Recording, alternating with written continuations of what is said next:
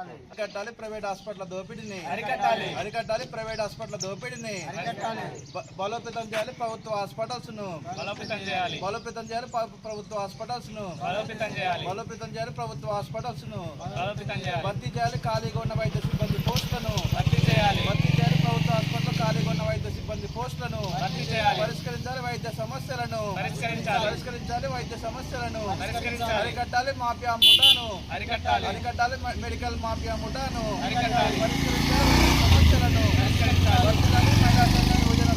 వర్ధిల్లాలి ప్రగతిశీల మహిళా సంఘం యువజన సంఘం, పరిష్కరించాలి వైద్య సమస్యలను, ప్రగతిశీల యువజన సంఘం ప్రగతిశీల మహిళా సంఘం ఆధ్వర్యంలో సింగరేణి మండలం టేకులగూడెం గ్రామంలో ప్రగతిశీల మహిళా సంఘం ప్రగతిశీల యువజన సంఘం రాష్ట్ర కమిటీ పిలుపులో భాగంగా రాష్ట్ర వ్యాప్తంగా అనేక మంది పేదలు వైద్య సమస్యలతో ప్రభుత్వ హాస్పిటల్కి వెళ్తే ప్రభుత్వ హాస్పిటల్లో సరైన వైద్యం అందగా ప్రైవేట్ హాస్పిటల్కు వెళ్తుంటే ఇదే అదనుగా ప్రైవేట్ హాస్పిటల్ యాజమాన్యం పేదలను పీచి పిప్పి చేస్తున్న పరిస్థితి ఉంది.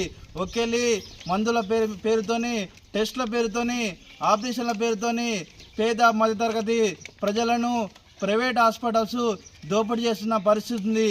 అయినా కానీ ప్రభుత్వం స్పందించే పరిస్థితి లేదు.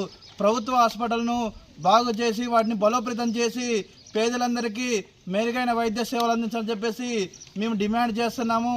భవిష్యత్తులో ఈ ప్రైవేట్ హాస్పిటల్స్ దోపిడీ పైన అలానే గవర్నమెంట్ హాస్పిటల్స్ బలోపేతం చేయాలని చెప్పేసి రాష్ట్ర వ్యాప్తంగా పెద్ద ఎత్తున ఆందోళన కార్యక్రమాలను నిర్వహించడం జరుగుతుంది.